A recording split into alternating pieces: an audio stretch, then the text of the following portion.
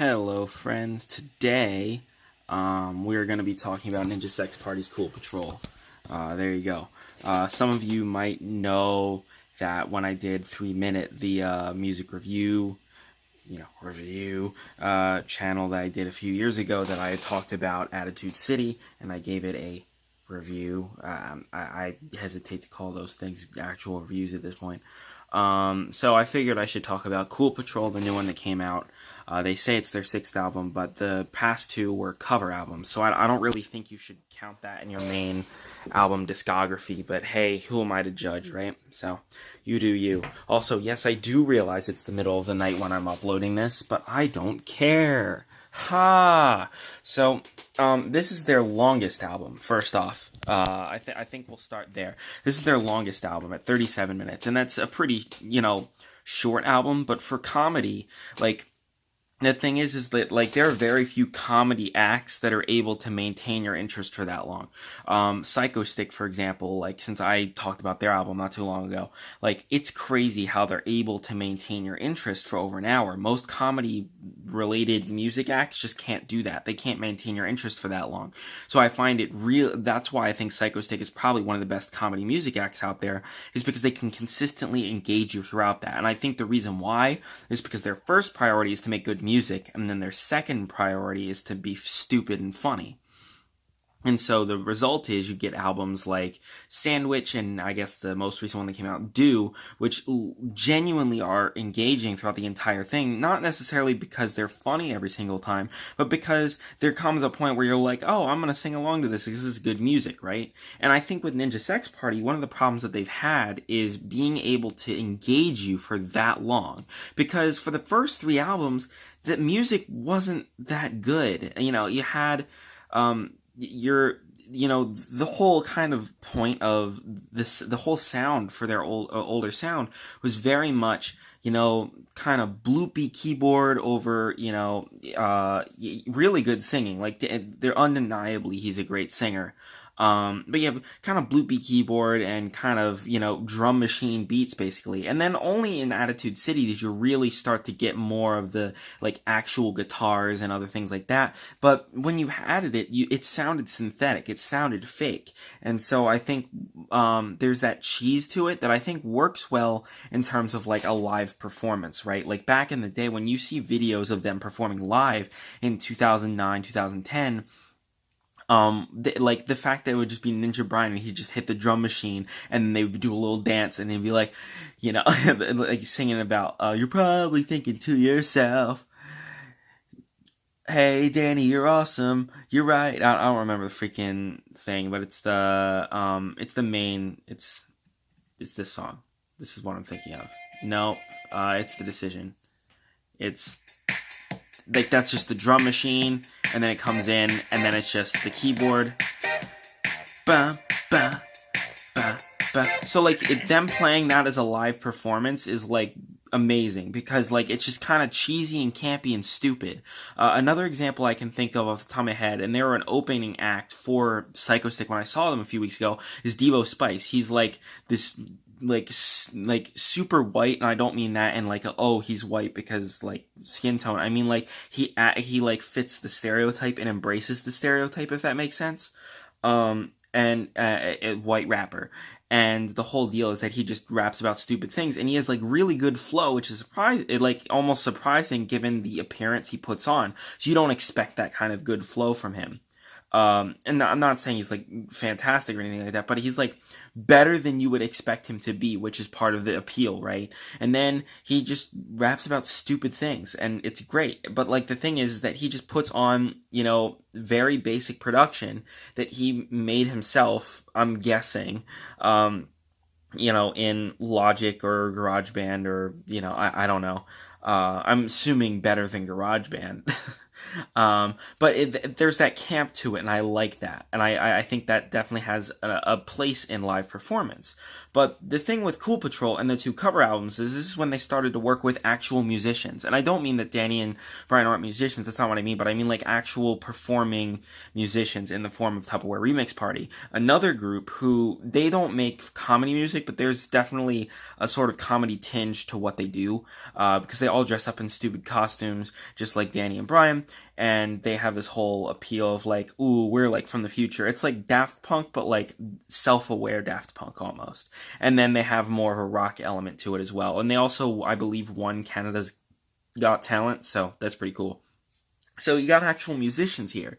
And what happens then is now you have this album that musically is finally engaging. Like finally the thing that kind of made it hard to listen to a full NSP project all the way through, that problem's gone. You have actual good sound here. Like go from that to this. Like holy shit, like little Danny, don't you cry. Like it's actually like a song. Like I mean the old ones were songs, but it sounds like a real hit single, right? So so now the whole sound, the whole dynamic of the group has changed, and that's really interesting.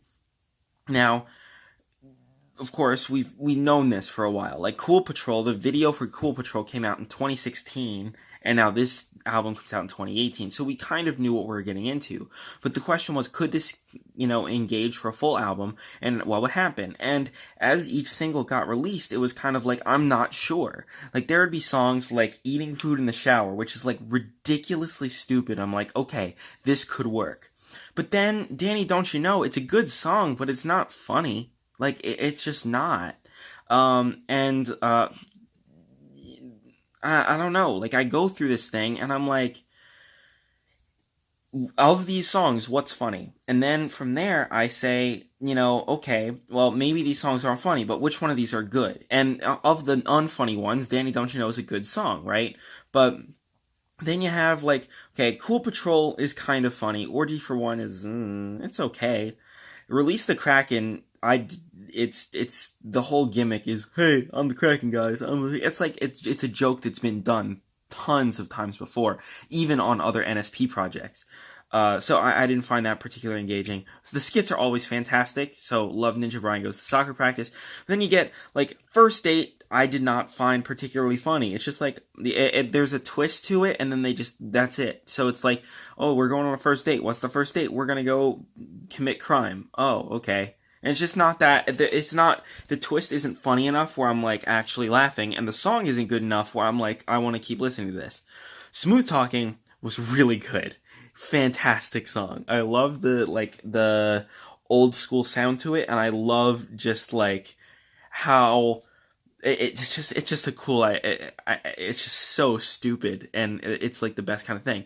Then you get Part 2 of the Boner trilogy, Heart Boner. It's not funny. It's like it's supposed to be a sequel to No Reason from the first album, and like compare the two, like one is funny and one is just not.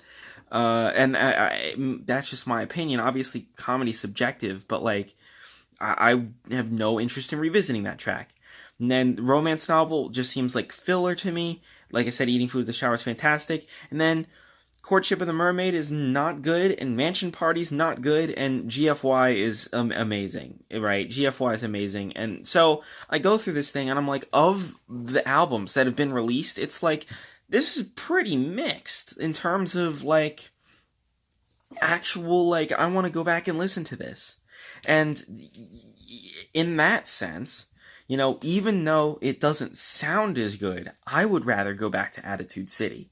Because at least there's like most of there's a bigger portion of tracks that are actually at least funny and engaging.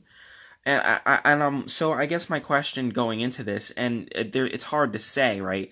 But when they were talking about this, they were like, our priority with this album is we want to make good music first. We want to make a good song. And I'm like, okay, that's what I've heard other acts do that do this better, right? So if you're saying that, then that means I'm looking forward to it. But I think the problem now is not the music, because the music's great. I think the thing is now we need to go back to the writing, and we need to like like I'm not saying just be funnier because that's not what I mean, but I think from a songwriting perspective, I think there needs to be a little bit more to this, because uh, I just didn't find it that funny, and I'm not, I know from looking on Twitter, like there are people that are like, this album's fantastic, right?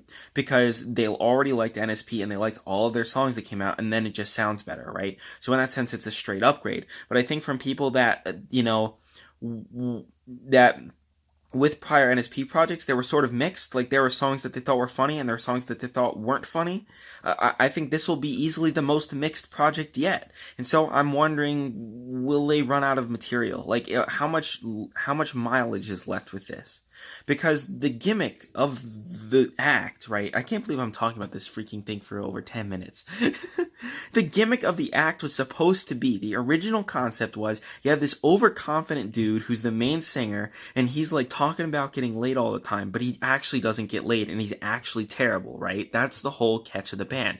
And then his pianist just happens to be a ninja that just straight kills people all the time. So the point is that there's this dichotomy with both of them, right? The whole idea is you have a main singer that's like claims to be cool but actually isn't, and then you have you have the keyboardist that's supposed to be kind of behind the scenes but is actually like, gonna kill you.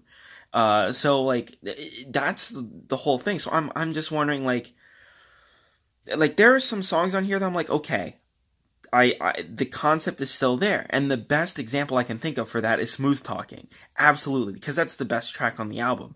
Because it's the whole track just starts. It's like an old school NSP song where there's like a skit at the beginning. It's not just like the song starts. It's like, okay, Ninja Brian, you know that you just can't hit on a girl. You gotta be a smooth talker. And then there's silence in the background because it's Ninja Brian. He's like, yes, I know how to smooth talk. And then the song starts, and it's like, that's the old school sound. That's like what the band is. And so that's what I guess I want more of. I want that to come back, and I want the actual, like, you go back to the core of your band. Like, what was this built on, and do that. That's what I would like to see from this ridiculous comedy rock pop act. That's what I would like. I will be back to do the Starbomb album when it comes out. But I'll give you a fair warning. I do not like Starbomb nearly as much as I like NSP. I didn't think either of their first two albums were particularly great. So I'm not expecting to. Unless something drastically changes with this third one, I'm not really expecting to like it that much. But Cool Patrol was good. But I'm probably, at the end of the day, I'm probably gonna go back to their earlier albums. Sorry.